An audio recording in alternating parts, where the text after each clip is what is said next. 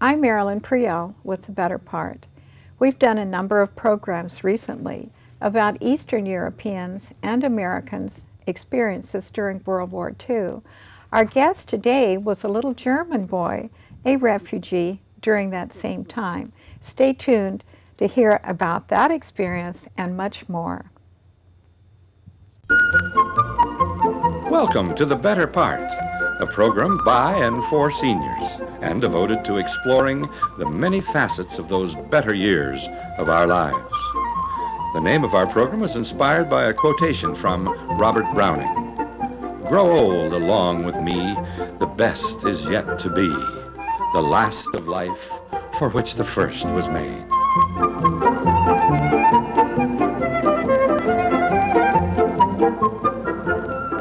Now, sit back and enjoy a program made especially to provide seniors with useful information, plus some lighter moments to brighten your day. Our guest was born in the state of Silesia in the eastern part of Germany on July 30th in 1939, the eve of World War II. In September, Germany invaded and occupied Poland, and that was the catalyst of World War II against the Western Allies. I'd like to introduce to you Franz Helbig. Franz, thank you for joining us for this program. We've been looking forward to it. Good to be here. Now, you were born in the town of Sagan in the state of Silesia, and that's a somewhat famous town that you wanted to tell us right off about this town. That's right. In 1944 or 43, a nearby Sagan camp for Allied prisoners called Stalag Luft No. 3 experienced a massive escape. That escape was memorialized in the great movie 1963 with Steve McQueen, The Great Escape. And that was just a few miles from my house where I was born. I've seen it many times. I wish I'd known you were from there when I saw the movie last. Right. And then there's also a wonderful book that you told me about, and I read. I loved it. Did you want to mention that? Right. The reason I want to tell my story today, because I was very much inspired by a book by Wolfgang Samuel. It's called A German Boy, A Refugee Story. And the famous historian Stephen Ambrose wrote the introduction for this book. And this author was born in the same town, Sagan. He is the same age as I've talked to him, of course, and he portrays the story of a typical German boy. And that makes me want to tell that story here today. Well, it was a beautiful book, and so I'm excited to hear your story. What was your life like? Now, you were born right on the eve, so you grew up in the war years. That's right. And what was your life in this town, your family, and what was all that background? Well, my family, that is 3 other siblings, 2 sisters and 1 brother, and my mother lived there. My father was working in a local car dealership, and when the war broke out, September 1st, 1939, he was drafted as a lieutenant into the German army and took part in the Polish invasion. And after that, I saw almost nothing of him. So my mother took care of us during the war years when food and all other amenities became scarcer and scarcer. And then you had, I think it was February 1945, you had an actual forced evacuation out of Sagan. Yes. And I wanted to ask you, was that all across Germany, the eastern part of Germany? Were you all evacuating at the same time, or was it this particular town? I could maybe show on the basis of a map that all of eastern Germany here was being invaded by the Russian army, which came, of course, from Russia from the east. And as the Russian army advanced, the German population was or it was called evacuated. Actually, it was forced out. Out of the whole region. Of the whole region. At the end, towards the end of 1945, about 16 million people had moved from far East Germany to East Germany and then to West Germany. So how were these people notified that they had to evacuate? Well, by... aside from the bombings and everything that would make them want to. We could hear the very heavy Russian artillery for days and weeks before then, and we knew that the rumor mill during wartime is extremely active because people are very scared. And then I don't recall how the authorities forced us out, but we were put on trains. This is very, very cold winter of 1945, and the trains made their way towards the west. Many trains from Silesia went to Berlin. In fact, the author of the German boy book went to Berlin, and we were routed south towards Dresden and Czechoslovakia. Now, when you got ready to leave, your father was gone, and your mother was there in Sagan with the 4 children. One was, I think the oldest was 10, you were 5. She had an 8-month-old baby. Was there any hysteria or anything getting ready, and did you take food, or how did all this come about? I just reread the diary which my mother wrote from that day of when our flight started to the end when we ended up in West Germany, and she was totally in control. She was calm. She was most concerned about getting us packed up. We could only take with us what she and we, tiny children, could carry, so it was nothing, essentially. But Germans were very much used to hard times towards the end of the war, and she did a magnificent job, of course, in getting us through this horrendous time. How did you get to the train station? Were the streets just filled with masses of people, and did you have to walk, I guess? Yes, we walked to the train station. And the author of The German Boy describes the scene on the same platform, practically, where we were picked up by a train. And the fights and struggles to get on the trains, and extremely crowded. Right. The important thing to remember about the train is we were routed to Dresden, which is slightly to the south. Dresden, when we got there, many of the refugee trains went into the train station of Dresden, and on February 12th or 13th, 2 days after we left Sagan, Dresden experienced the great bombing by British and American bombers, which wiped out and killed probably 200,000 people, and many of the refugee trains from Silesia were caught in that awful bombing. We bypassed, I'm happy to say, Dresden, and saw Dresden burning on the horizon, and then we were routed to Czechoslovakia, which was occupied at the time by Germans.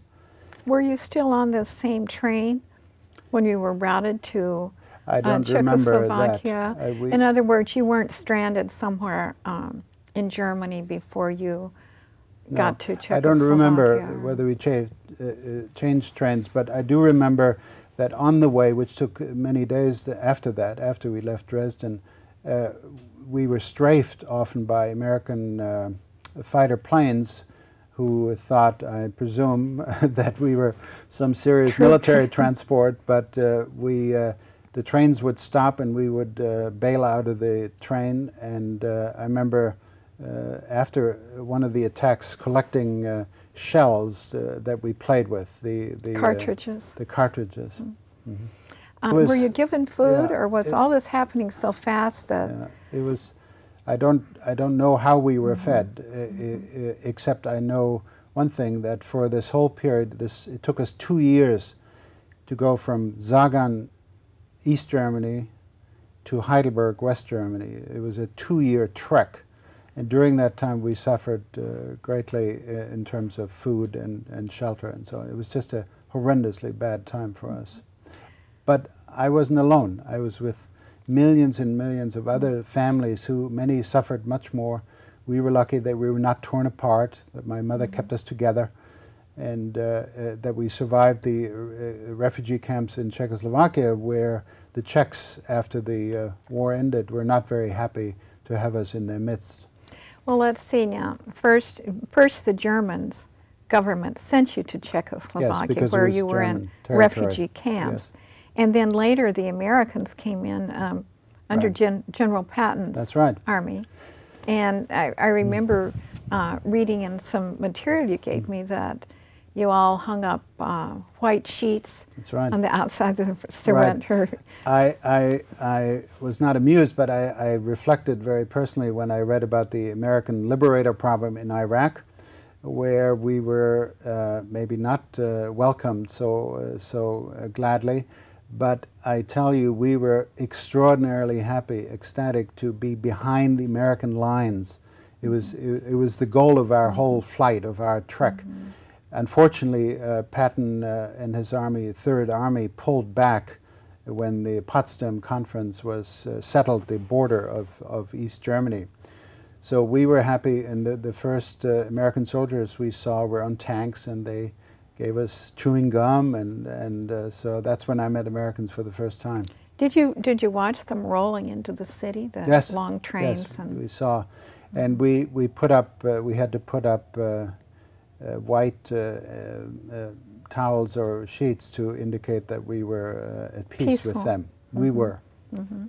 I wanted to ask you what it was like under the Czechs when you were no longer refugees. You were interned by the Czechs in this That's right. camp. How were you treated by them? We were treated badly. I must say that probably the Czechs suffered, of course, greatly under German occupation. So I understand fully how they must have felt, and the food supplies and all that was just as difficult for the Czechs as it were to us. But the hatred or the dislike of the Czechs towards the German was palpable, and we had a hard time staying alive there.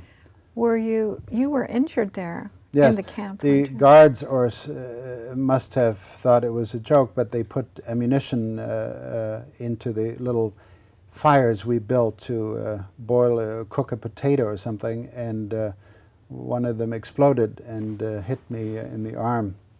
But it wasn't as serious. We were evacuated again, shipped to East Germany, what became the German Democratic Republic. So you end up here over in East Germany Yes. now, under the communist Right. regime. And then what was your situation there? How were you transported there, and where did you live when you got there? Right. We were transported by train again, and I think these were not, these were covered trains, but freight trains. It was not very pleasant.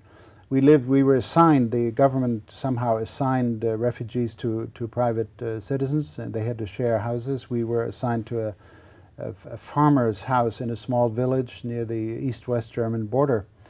And we helped on the farm, and there the food began to be much better. We felt much better. It's also the first time I saw Russian soldiers, because it was occupied, the eastern zone was occupied by Russians, and we saw Russians many, many times. They were very kind to us children, but I saw them boisterous and wild in the farm. The farm had a small tavern, and the Russians frequented that, so that's how I experienced the Russians for the first time. Eventually, you've been without your father all this time, and you really hadn't seen him much, had you? And then No, he was an officer in the German army, as I said, and he took part in various campaigns, including Russia, and he was very severely wounded in Russia, and then spent his time in training situations in Germany. And but my mother had lost touch with him, of course, during the last period of the war. And then through the Red Cross they found each other. He was in West Germany in the meantime, had been released there. He was an American prisoner of war for a while. He went to West Germany, and then through the Red Cross, he found out that we were in East Germany. And one day he walked into our little farm place there, and that's the first time I remember seeing him physically. What excitement! What a Yes, thrill, it was wasn't it? Wonderful. Did you just connect with him right away, or I don't remember. You don't remember. He was that. pretty much a stranger at that time, of course. And did he stay with you, or did he have to go back? No, he visited another time or two maybe, and at that time he plotted with my mother to have us escape from East to West Germany, which was an illegal act, of course, already at that time, but the borders were not as heavily guarded as they were later. I remember that you did it in the winter time. I know that he came to see you that summer, and then you waited until the cold, snowy winter to escape. Right. Why? I'm kind of wondering why, because I noticed in the book of the German boy, they did that in the winter time. They were there in the summer, but they didn't go until winter. Right. It took, there's nothing, we didn't pick the winter, but it took a long time to plan the escape. You had to do it secretly, of course, and sneak out of where you were, and you didn't tell anybody that you were leaving. I don't know how that was planned. It was just the first possible time to do that. Did you have warm clothing? Or No. You didn't? We were very cold. But you made it over, and you called it the Iron Curtain. It was the dividing line between the East and West, and they called it... That's right. Well, it's Churchill who dubbed it the Iron Curtain. That's right. In a famous speech in Missouri in 1946, he said that this border, which began to divide East and West Germany, East is over here, West is over here, this is the famous curtain that came down, as Churchill said, and it lasted until November of 1989, when the revolution, another revolution took place. So this is we were settled here in this area in East Germany, and we crossed this East-West German border. We snuck under the Iron Curtain, so to speak, at the end of 1946. And we moved to Heidelberg, because that was where my father was. Heidelberg was also the headquarters of the American Army in Europe.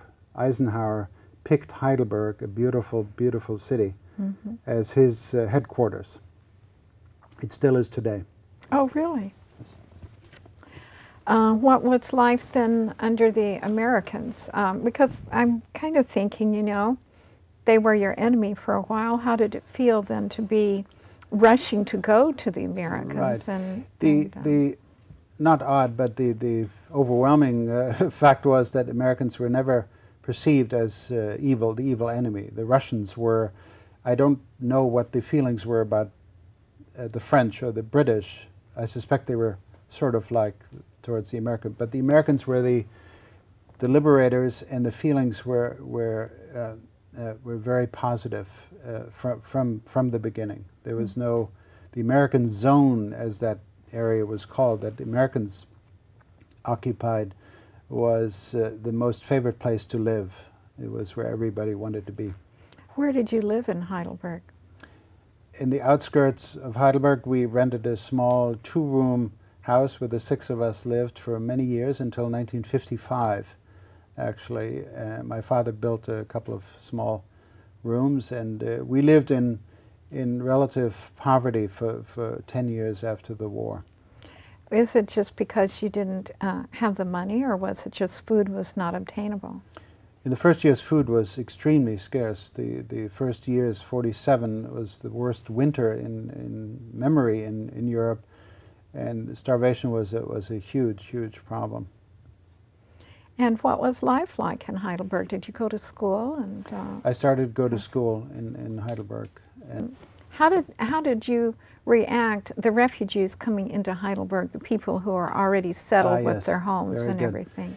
Yes, the invasion, the large numbers of East Germans that came to West Germany, of course, caused huge problems in the West German native population, so to speak.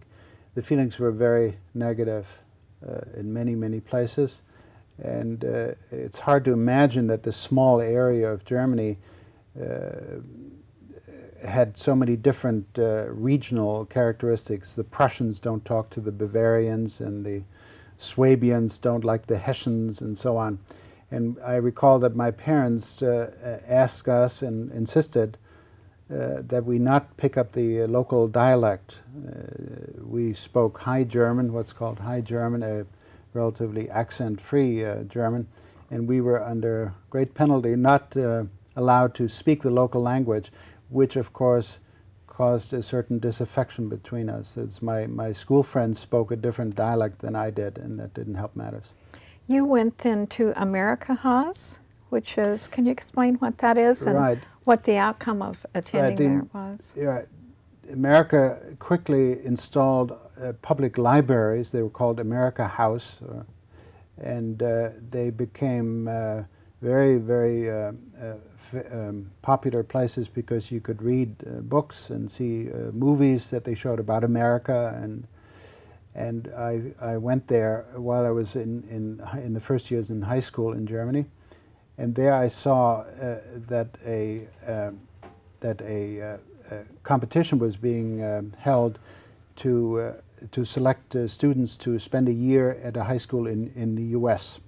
And I applied for that, and I asked my father, and he cackled and laughed and said, "Yeah, right. You're going to go to America. We were so poor." But I applied and came before a board, and I must have said the right things because I was selected to go and spend a year in Dallas, Texas. Well, that must have been quite a change. The most unusual aspect of the selection was that the person who chaired the small board was the daughter of Albert Speer. Albert Speer was one of the principals of Hitler's cabinet, so to speak. He was the chief architect and other things. And his son went to school with me, or I with him.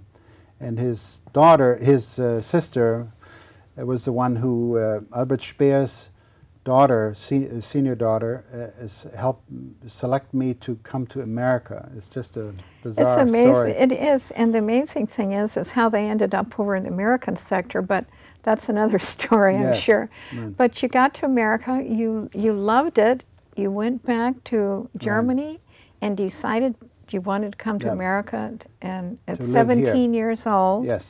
you came. Right, I applied for my own visa. I understand when I hear the immigration problems now that are being discussed, what a huge issue that is for families. We had nothing left in West Germany. We had lost everything. My family had nothing. So both my brother and I emigrated eventually. And when I started the visa application when I was 17 and got it, and I immigrated on my own, paid my own fare, worked at a factory in Germany. And I immigrated because I thought this is where I wanted to create my future. And I returned to the family where I was in Dallas, and then went to Texas Tech University, and later to University of Pennsylvania Graduate School. I know you worked in the oil fields for a while, That's putting right. your way through school. And then, what about the military? You have quite an amazing military career. Right. Many of my male relatives in Germany had been officers in the German army, so the military tradition was very natural to me, and I wanted to serve. Unfortunately, I was drafted before I could become an officer, and I was not a citizen. You have to be a citizen to be an officer, but you may serve. You can be drafted, as a non-citizen. So eventually I became an officer anyway, and I spent a couple of wonderful years at the Command and General Staff College in Fort Leavenworth, Kansas. And one time I flew as an officer. I accompanied some atomic weapons shipments to Germany. And I visited in full U.S. Army lieutenant uniform an uncle of mine who was a major general in the German army, retired of course. He was delighted to see me. I can well imagine. Well, I know that you also were jumping from planes. You must have been a paratrooper. That's right. I didn't get enough excitement. I would have served in Vietnam, but my number didn't come up. It was during that time. So I volunteered to do high altitude jumping, what's called free falling at the time. It's now called other things. But I did that as a volunteer and eventually taught other officers and enlisted people to jump out of planes at great height. Well, you've had a lot of wonderful positions, occupations, and I know that you work for U.S. companies in Europe and Germany. Yes.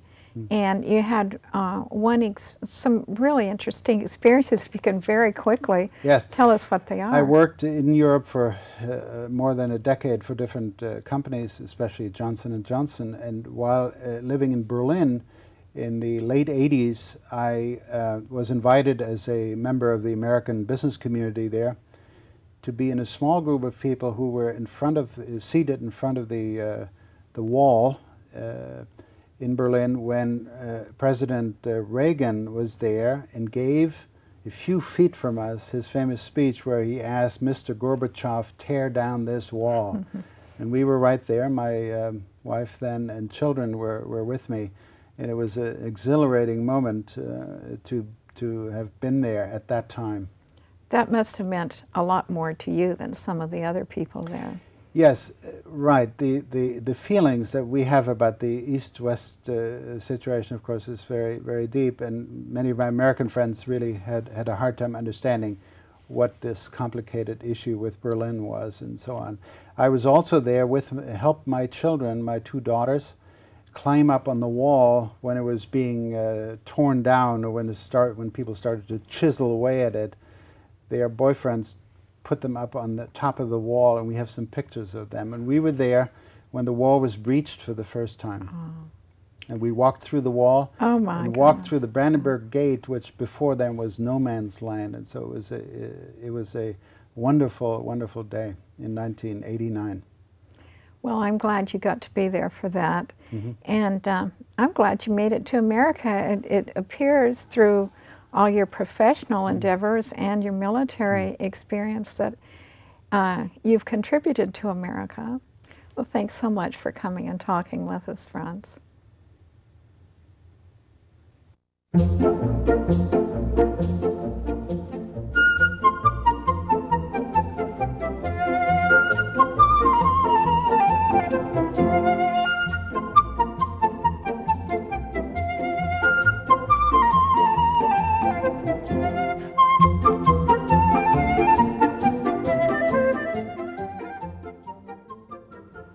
We're so happy you joined us, and if you would like to purchase a copy of this program or any of our other programs, you can contact us through the Cupertino Senior Center. That number is 777-3150. Again, it's 408-777-3150. We also have a website. It's www.thebetterpart.com. Thanks again. We hope to see you next time.